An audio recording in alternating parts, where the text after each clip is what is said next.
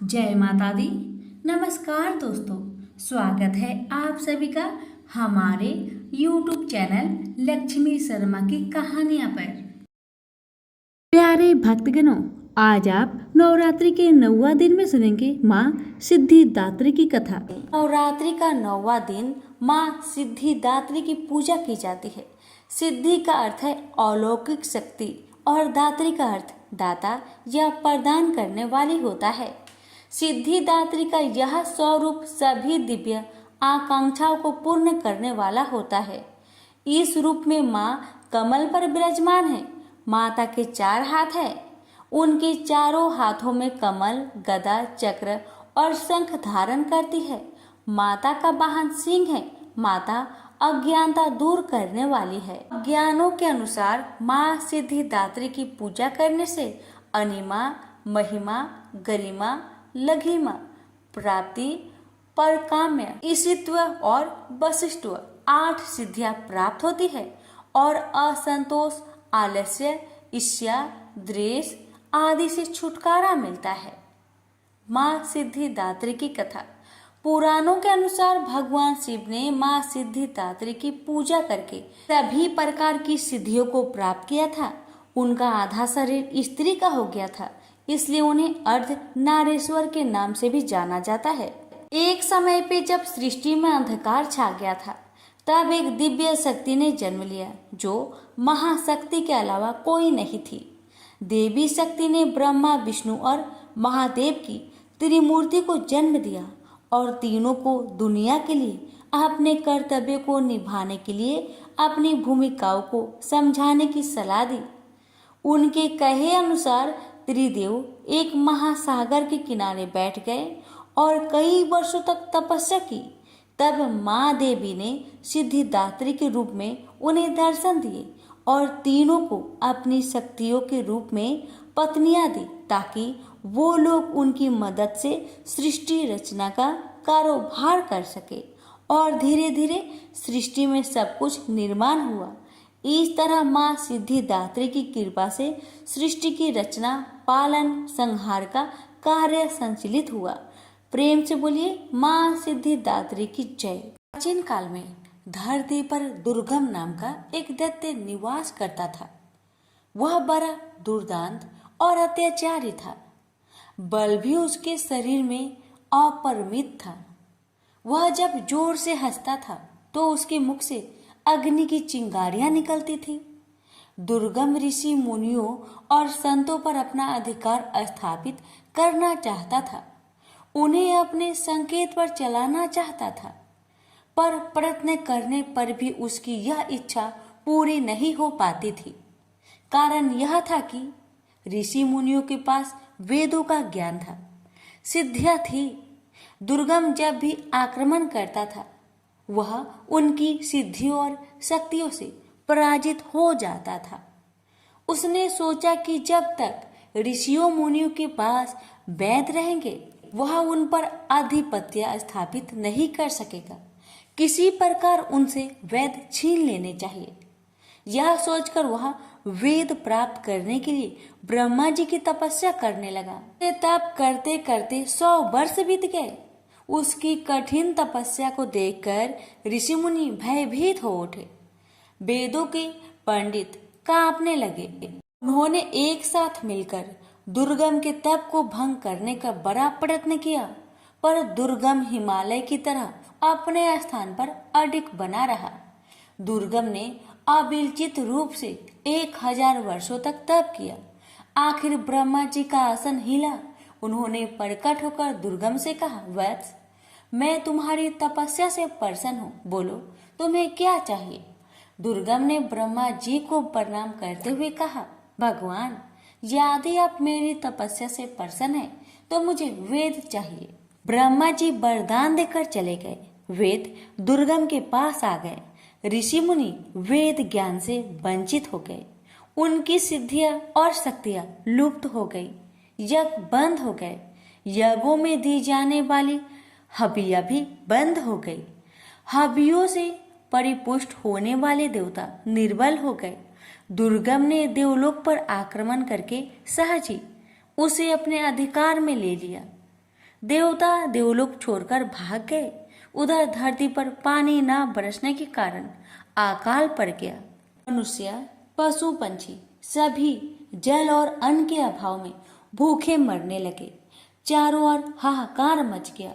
भूख से व्याकुल प्रजा राजा के द्वार पर पहुंची, पर राजा के भंडार में भी अन्न का नाम तक नहीं था। राजा दुखी प्रजाजनों के साथ ऋषियों के पास गया। ऋषियों ने कहा, राजन, हम क्या कर सकते हैं? हम वेद मंत्रों को भूल गए हैं। ब्रह्मा जी के वरदान से वे दुर्गम के पास चले गए हैं। पृथ्वी पर न यज्ञ हो रहे हैं, न देवताओं को हविया दी जा रही है। देवता निर्बल हो गए हैं, वे भी कुछ नहीं कर सकते।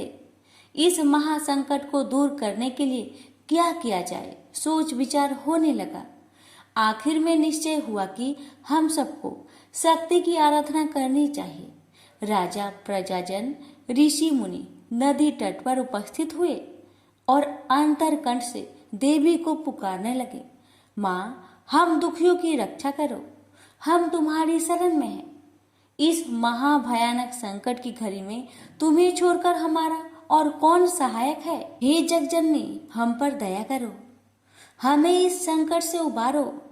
अंतरकंठों की पुकार से भगवती दुर्गा द्रवित हो उठी। वे 1000 भुजाओं के साथ प्रकट हुई। उनके बहुत से नेत्र थे। वे अपने हाथों में भांति भांति के अस्त्र शस्त्र धारण की हुई थी। उनकी आंखों से आंसुओं की बूंदें गिरने लगी। उन बूंदों ने प्रचंड धारा का रूप धारण कर लिया। धारा बेग से ऊपर उठी और देवलोक में जा पहुंची। दुर्गम उस प्रचंड धारा को देखकर भयभीत हो उठा। वह देवलोक छोड़कर भाग खड़ा हुआ। उसके हाथ से वेद छूट गए।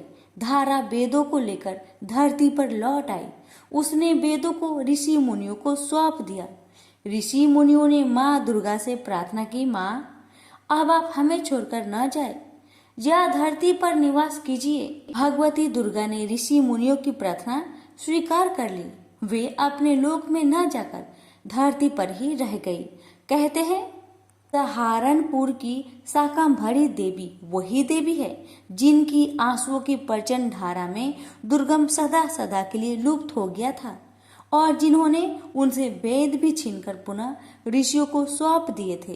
प्रेम से बोलिए, माँ दुर्गा की जय हो, शाकंभरी देवी की जय हो। ने माँ दुर्गा की एक अन्य कथा, ये कथा है पूजा का प्रसाद। एक ब्राह्मण था, वह बहुत गरीब था। अपनी इस दशा में भी वह माँ भगवती की बहुत बड़ा भक्त था। उसकी पत्नी भी भोली भाली थी। गरीबी की दिन बिताते हुए उसने पति से कभी कुछ नहीं कहा। ब्राह्मण की एक बेटी थी, वह बड़ी सुंदर और चतुर थी। माँ बाप अपनी बेटी को बहुत प्यार करते थे, किंतु जैसे जैसे बेटी बड़ी होती गई उसके विवाह की चिंता उन्हें सताने लगी। एक समय की बात है कि रात बहुत अंधेरी थी। झमझमाझम बरसते पानी में जब आकाश में बादल गरज रहे थे, तभी किसी ने ब्राह्मण का दरवाजा खटखटाया। ब्राह्मण ने दरवाजा खोला। सामने एक राहगीर खड़ा था। उसने कहा, मैं पास के ही गांव में रहने वाला ब्राह्मण हूँ, रिश्तेदारी में जा रहा हूँ। रास्ते में दिन ढल गया है, बरसात शुरू हो गई है, बड़ी कठिनाई से यहाँ तक आ सका हूँ। ब्राह्मण ने कहा, अतिथि के रूप में आप मेरे लिए पूज्य हैं। घर में जो कुछ रूखा सूखा है उसे खाकर संतोष करें। अतिथि ब्राह्मण सत्कार से बहुत प्रसन्न हुआ। बातों बातों में उसे ब्राह्मण की गरीबी और बेटी के विवाह की चिंता की भनक पड़ गई। उसने ब्राह्मण से कहा, आप चिंता ना करें, मेरे गांव में ब्राह्मण का ही एक सुशील लड़का है। मैं आपकी बेटी के हाथ पीले करवाने की जिम्मेदारी उठाता हूँ। दूसरे दिन वह ब्राह्मण चला गया। उसी के प्रयत्न से ब्राह्मण की पुत्री का विवाह हो गया। मगर एक इच्छा और रह गई। माँ दुर्गा देवी की पूजा हो जाती और घर पर 2-4 ब्राह्मण भोजन कर लेते तो कितना अच्छा होता। ब्राह्मण बोला, मेरे मन में भी यह बात थी। विवाह के बाद बेटी को भी नहीं भुला पाए। माँ दुर्गा की पूजा के बहाने उसे भी बुला लेते।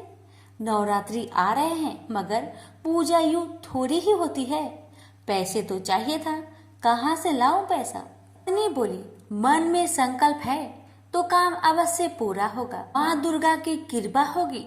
तुम जाकर भगवती दुर्गा की मूर्ति लेकर आओ। पत्नी की बात सुनकर ब्राह्मण का उत्साह जाग उठा। वह एक मूर्तिकार के पास गया। मूर्ति का दाम पूछा तो चौंक पड़ा, मूर्ति महंगी थी। ब्राह्मण निराश होकर लौटने लगा। मूर्तिकार सज्जन व्यक्ति था। वह ब्राह्मण की व्यवस्था तार गया। बोला, निराश ना हो, लाओ तुम्हारे पास जितने पैसे हो मुझे दे दो और मूर्ति ले जाओ। ब्राह्मण सुनकर सोच में पड़ गया। जेब टटोली, उसमें केवल 1 रुपया था, जबकि मूर्ति 10 रुपए की थी। परंतु मूर्तिकार ने उससे 1 रुपए में ही दुर्गा माता की मूर्ति दे दी। घर आकर पत्नी को दुर्गा की मूर्ति दिखाई, लेकिन उस समय पत्नी बीमार थी। ब्राह्मण अकेले ही तैयारी में जुट गया। पत्नी ने कहा, पूजा शुरू होने से पहले बेटी को ससुराल से लेकर आ जाना। ब्राह्मण तुरंत अपनी बेटी को लेने चल दिया। ब्राह्मण अपनी बेटी के ससुराल पहुंचा। बहू के पिता को खाली हाथ देखा तो उसकी सास भड़क गई और बहू को नहीं भेजा। अपनी गरीबी पर ब्राह्मण को आज पहली बार बहुत दुख हुआ। वह गांव के बाहर आया। एक पेड़ के नीचे बैठकर देर तक रोता रहा। तभी उनके कानों में आवाज आई, पिताजी चलिए, मैं आ गई। बड़ी मुश्किल से सास ने भेजा है। ब्राह्मण ने आंखें उठाकर देखा, उसकी लड़की सामने थी। घर आकर ब्राह्मणी और उसकी बेटी ने बड़ी श्रद्धा से देवी की पूजा की। किसी तरह जुगाड़ करके देवी के प्रसाद लिए, कुछ फल और दूसरी सामग्री जुटा ली। परंतु समस्या थी कि इतने कम प्रसाद से काम कैसे चलेगा। ब्राह्मण की बेटी ने कहा, पिताजी आप चिंता ना करें, जिसे चाहे बुला लीजिए। देवी का प्रसाद मैं स्वयं अपने हाथों से बांटूंगी। धड़कते दिल से ब्राह्मण ने आस पड़ोस के लोगों को बुला लिया। पूजा की समाप्ति पर लड़की ने प्रसाद बांटा। ब्राह्मण और उसकी पत्नी देखकर आश्चर्यचकित रह गई कि प्रसाद कम नहीं हुआ, बल्कि प्रसाद पर्याप्त मात्रा में बच रहा था। दूसरे दिन ब्राह्मण सवेरे उठा, नहा धोकर देवी की पूजा में रखे जल के घड़े की ओर चला। वह उसे ले जाकर देवी की मूर्ति के साथ नदी में विसर्जन करना चाहता था। जैसे ही ब्राह्मण घड़े के पास आया, उसने देखा कि उसकी लड़की घड़े से पानी लेकर पी रही है। यह देखकर ब्राह्मण क्रोध से बोला, तूने पूजा का जल ही अपवित्र कर दिया। माँ दुर्गा अवश्य नाराज हो जाएगी। मैं उन्हें मनाने के लिए पूजा करता हूँ और तुम तो बर्बादी कर दी। इससे अच्छा तुम ससुराल में रहती तो ही अच्छा था। इतना कहकर ब्राह्मण फिर से पूजा में बैठ गया। लड़की अपनी बीमार माँ के पास आई और बोली, माँ अब मैं वापस ससुराल जा रही हूँ, तुम बिल्कुल ठीक हो जाएगी, चिंता मत करना। कुछ देर बाद ब्राह्मण पूजा से उठा। अब उसको अपनी गलती पर बहुत पछतावा हो रहा था।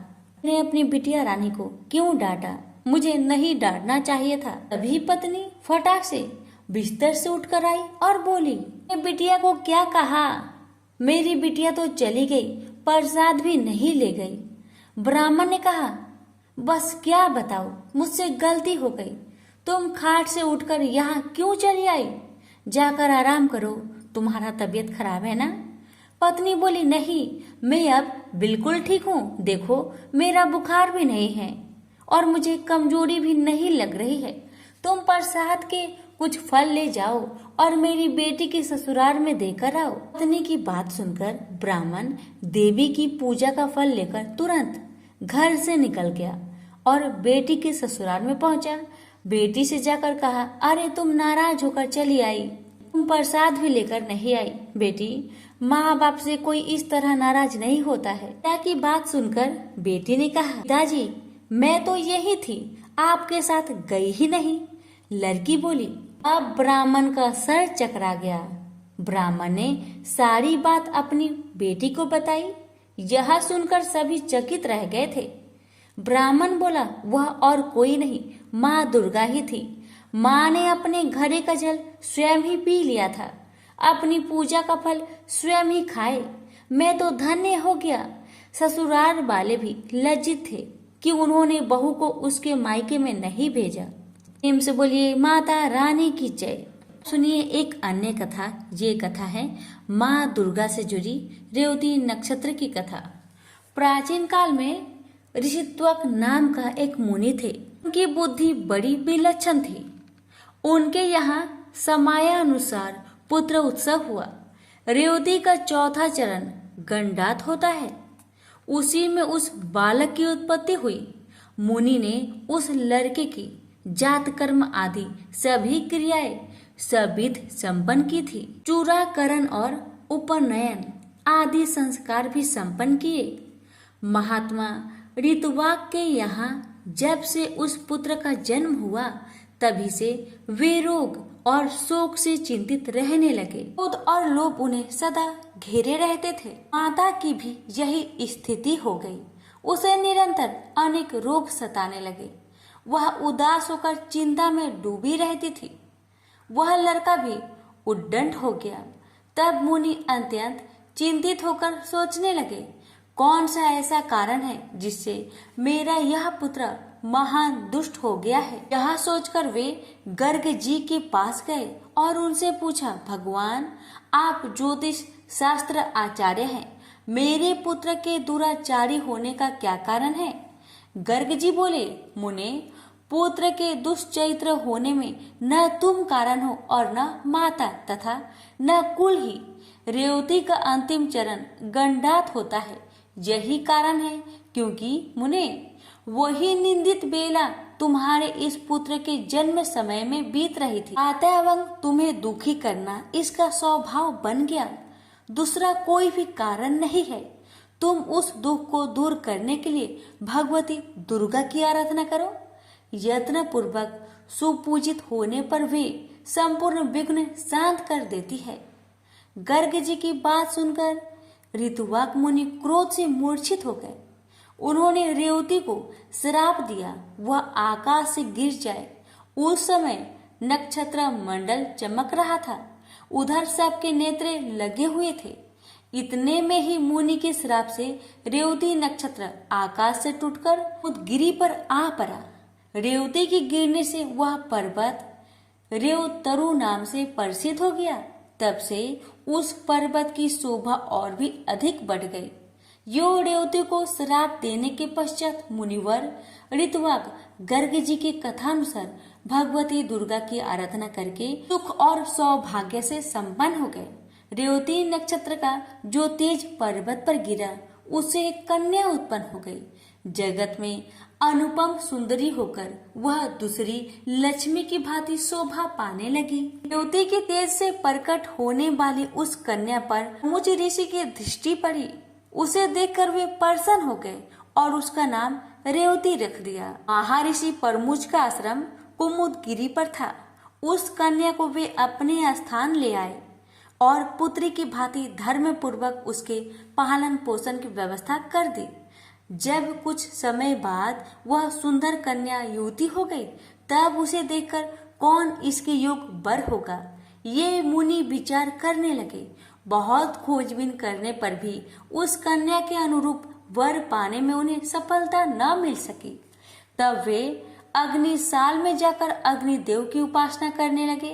अग्निदेव प्रसन्न हुए और कन्या के वर के विषय में मुनि से बोले, मुने सदा धर्म में तत्पर रहने वाले पराक्रमी शूरवीर प्रिय भाषी तथा युद्ध में पीछे न हटने वाले राजा दुर्दम इसके पति होंगे। अग्निदेव की बात सुनकर मुनि प्रसन्न हुए। उसी समय संयोगवश राजा दुर्गम शिकार खेलने के बहाने परमुच ऋषि के आश्रम में आए। जब वह आश्रम के भीतर गए, तब उन्हें मुनि दिखाई न पड़े। अतः उन्होंने उस कन्या रेवती को बुलाया और संबोधित करके पूछा, प्रिय महाभाग महर्षि कहाँ है? मैं उनके चरणों के दर्शन करना चाहता हूँ। कन्या बोली, महाराज मुनिवर अभी अभी निकलकर अग्निशाला में गए हैं। कन्या की बात सुनकर राजा दुर्दम अग्निशाला के द्वार पर पहुंच गए। वे राजोचित वेशभूषा में थे। नम्रता से उनका मस्तक झुका हुआ था। उन पर मुनि की दृष्टि पड़ी। तब राजा ने मुनि को प्रणाम किया।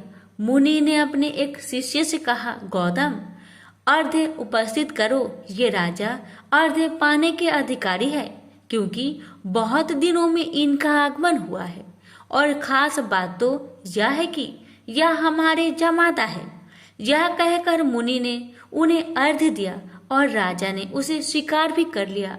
राजा दुर्दम अर्घ्य आदि के पश्चात आसन पर विराजमान हुए। मुनि ने आशीर्वाद देकर उन्हें संतुष्ट किया और कुशल पूछी।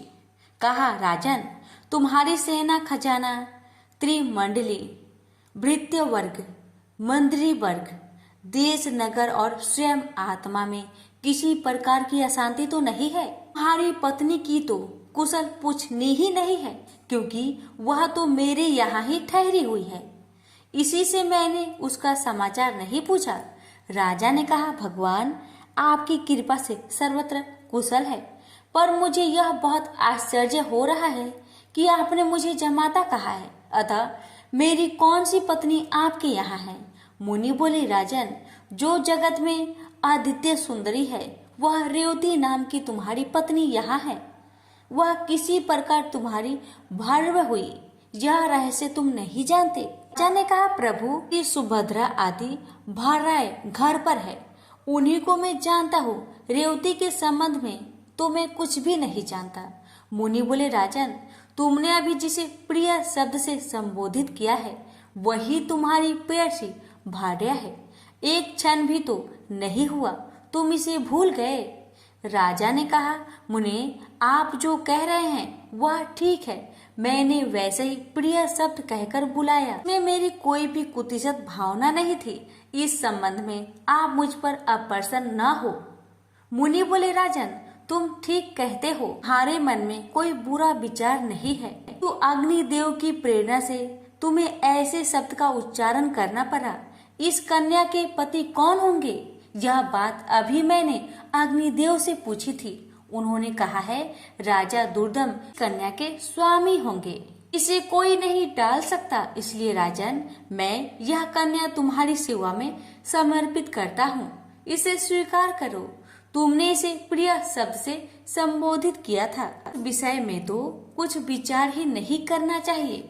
मुनि की बात सुनकर राजा चुप हो गए। अब मुनि उनके विवाह की विधि संपन्न करने की व्यवस्था करने लगे। पानी ग्रहण संस्कार करने के यत्न में संलग्न मुनि को देखकर कन्या ने कहा, पिताजी, उचित तो यह है कि आप मेरा विवाह रेवती नक्षत्र में ही करने की कृपा करें।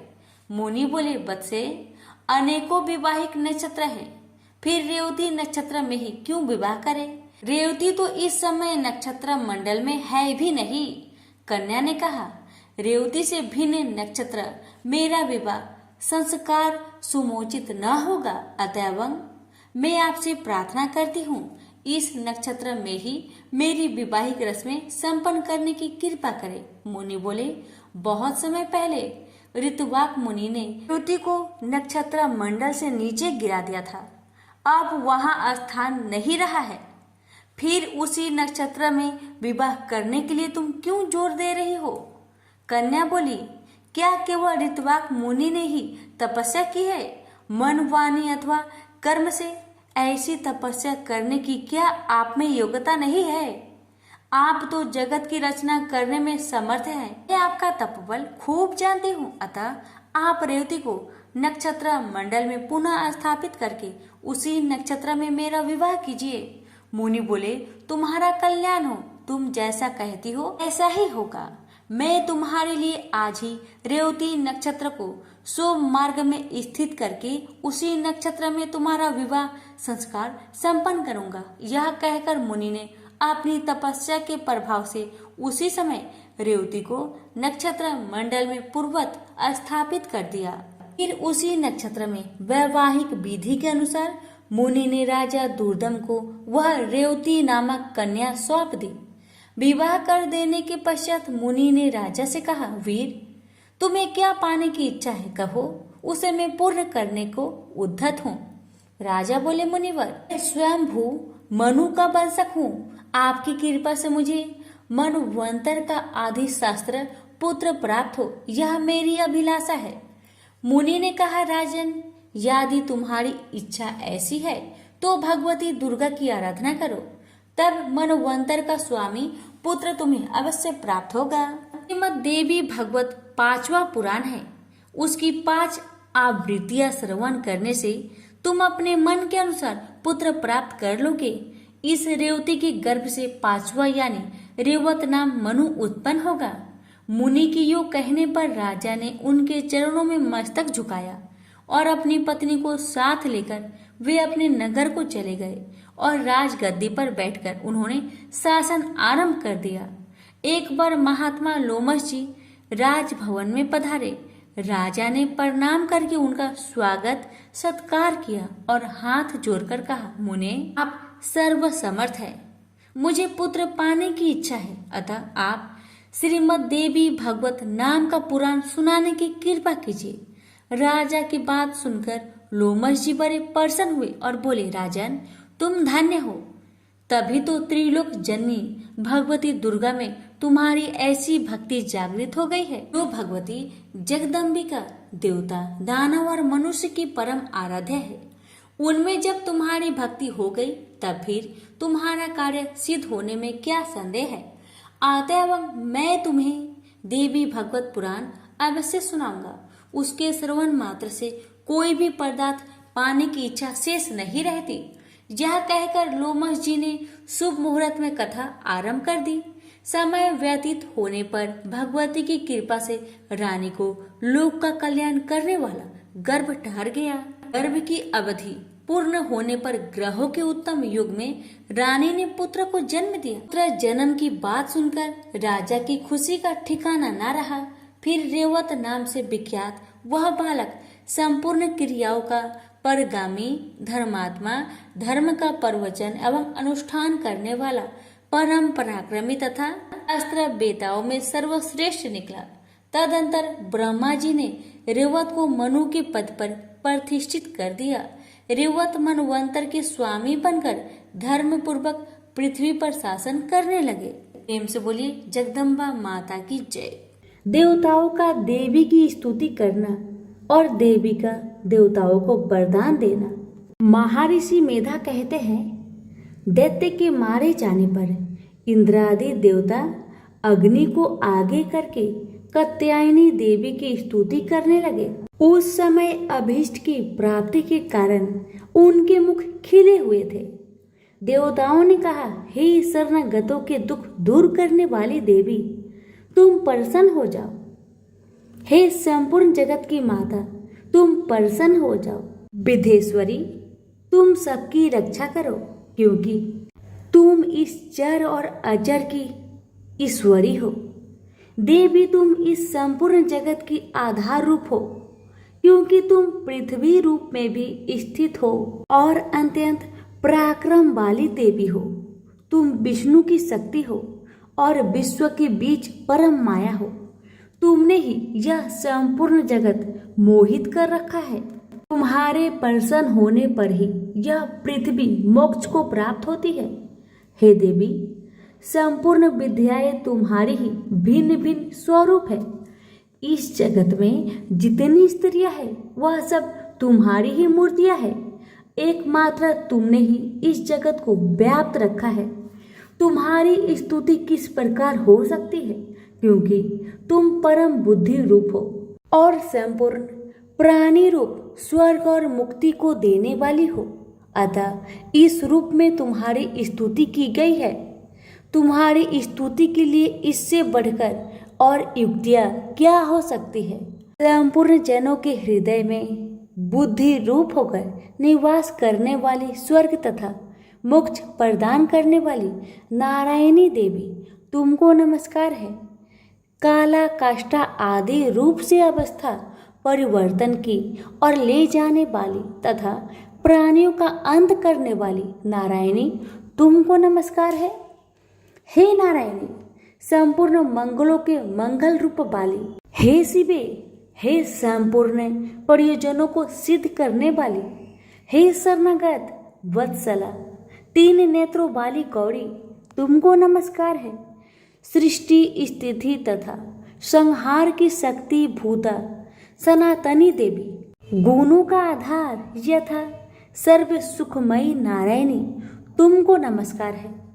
हे शरण में आए हुए शरणागतों, दीन दुखियों की रक्षा में तत्पर, संपूर्ण पीड़ाओं को हरने वाली हे नारायणी, तुमको नमस्कार है। नारायणी, तुम ब्राह्मणी का रूप धारण करके हंसों से जुटे हुए विमान पर बैठती हो तथा कुशा अभिमंत्रित जल छिड़कती रहती हो, तुम्हें नमस्कार है।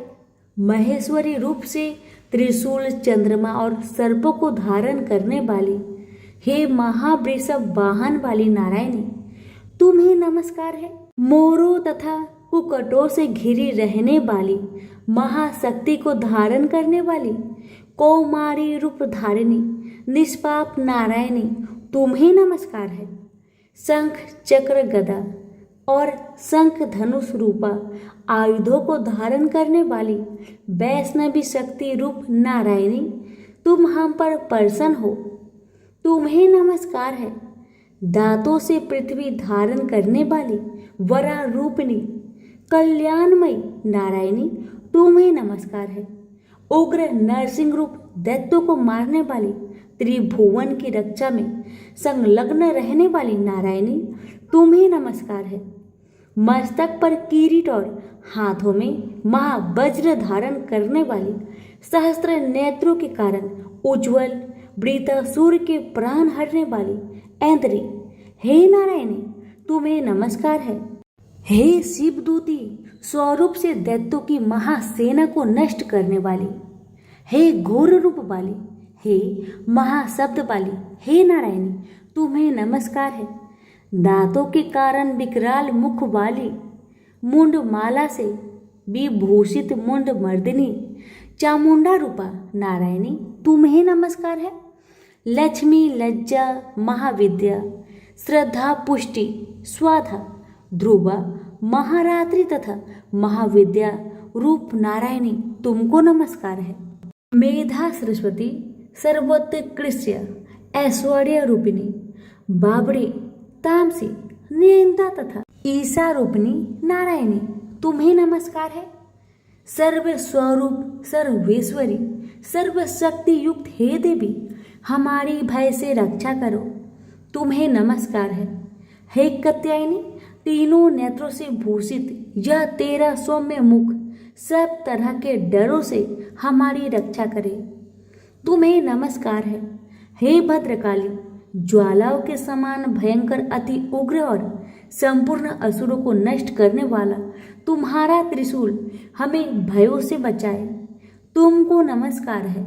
हे देवी, जो आपने शब्द से इस जगत को पूरित करके दैत्य की तेज को नष्ट करता है, वह आपका घंटा इस प्रकार हमारी रक्षा करे जैसे कि माता अपने पुत्र की रक्षा करती है।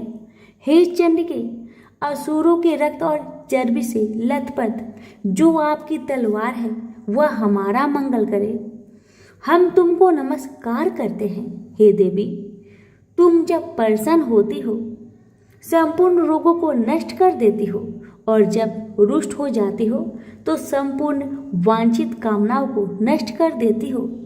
जो मनुष्य तुम्हारी शरण में आते हैं उन पर कभी विपत्ति नहीं आती, बल्कि तुम्हारी शरण में गए हुए मनुष्य दूसरों को आश्रय देने योग्य हो जाते हैं। अनेक रूप से बहुत प्रकार की मूर्तियों को धारण करके दुष्ट धर्मद्रोही असुरों का तुमने संहार किया, वह तुम्हारे सिवा और कौन कर सकता है माता। चतुर्दश विद्याएं, षष्ठ शास्त्र और 4 वेद तुम्हारी ही प्रकाश से प्रकाशित है, तुम में तुम्हारे ही वर्णन है। और जहाँ राक्षस, विषैले सर्प, शत्रुगण हैं, वहाँ और समुद्र के बीच में भी तुम साथ रहकर इस विश्व की रक्षा करती हो। विधेश्वरी, तुम विश्व का पालन करने वाली विश्व रूपा हो, इसलिए संपूर्ण विश्व को धारण करती हो। इसलिए ब्रह्मा, विष्णु, महेश की भी वंदनीय हो।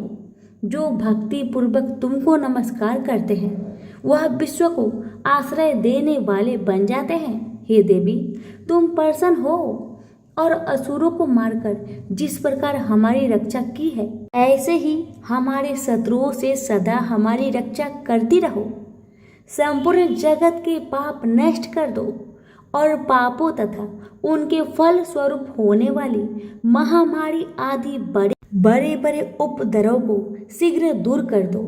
विश्व की पीड़ा को हरने वाली देवी, शरण में पड़े हुए पर प्रसन्न हो। त्रिलोकी निवासियों की पूजनीय परमेश्वरी, हम लोगों को वरदान दो। देवी ने कहा, हे देवताओं, मैं तुमको वर देने के लिए तैयार हूँ। आपकी जैसी इच्छा हो वैसा वर मांग लो, मैं तुमको दूंगी। देवताओं ने कहा, हे सर्वेश्वरी, त्रिलोकी निवासियों की समस्त पीड़ाओं को तुम इसी प्रकार हरती रहो और हमारे शत्रुओं को इसी प्रकार नष्ट करती रहो। देवी ने कहा, वैवस्वत मनवंतर के 28 युग में 2 और महाअसुर शुंभ और निशुंभ उत्पन्न होंगे। उस समय मैं नंद गोप के घर में यशोदा के गर्भ से उत्पन्न होकर विंध्याचल पर्वत पर शुंभ और निशुंभ का संहार करूंगी। फिर अत्यंत भयंकर रूप से पृथ्वी पर अवतरित होकर मैं बेवपरिचित नामक दानवों का नाश करूंगी। उस भयंकर महाअसुरों को भक्षण करते समय मेरे दांत अनार के पुष्प के समान लाल होंगे। इसके पश्चात स्वर्ग में देवता और पृथ्वी पर मनुष्य मेरी स्तुति करते हुए मुझे रक्त दंतिका कहेंगे। फिर जब 100 वर्ष तक वर्षा न होगी तो मैं ऋषियों की स्तुति करने पर आओनिज नाम से प्रकट होंगी और अपने 100 नेत्रों से ऋषियों की ओर देखूंगी। अतः मनुष्य 87 नाम से मेरा कीर्तन करेंगे। उसी समय में अपने शरीर से उत्पन्न हो प्राणों की रक्षा करने वाले शाकों द्वारा सब प्राणियों का पालन करूंगी और तब इस पृथ्वी पर शाकंभरी के नाम से विख्यात होंगी। और इसी अवतार में मैं दुर्ग नामक महाअसुर का वध करूंगी और इससे मैं दुर्गा देवी के नाम से प्रसिद्ध होंगी। उसके पश्चात जब मैं भयानक रूप धारण करके हिमालय निवासी ऋषियों महाऋषियों की रक्षा करूंगी, तब भीमा देवी के नाम से मेरी ख्याति होगी। और जब फिर अरुण नामक असुर तीनों लोगों को पीड़ित करेगा, तब मैं असंख्य भ्रमरों का रूप धारण करके उस महादैत्य का वध करूंगी। तब स्वर्ग में देवता और मृत्युलोक में मनुष्य मेरी स्तुति करते हुए मुझे ब्राह्मणी नाम से पुकारेंगे। इस प्रकार जब जब पृथ्वी राक्षसों से पीड़ित होगी, तब तब मैं अवतरित होकर शत्रुओं का नाश करूंगी। तो प्रेम से बोलिए, माँ दुर्गा की जय हो। यहीं पर हमारी दुर्गा सप्तशती पाठ 11वां अध्याय समाप्त हुआ।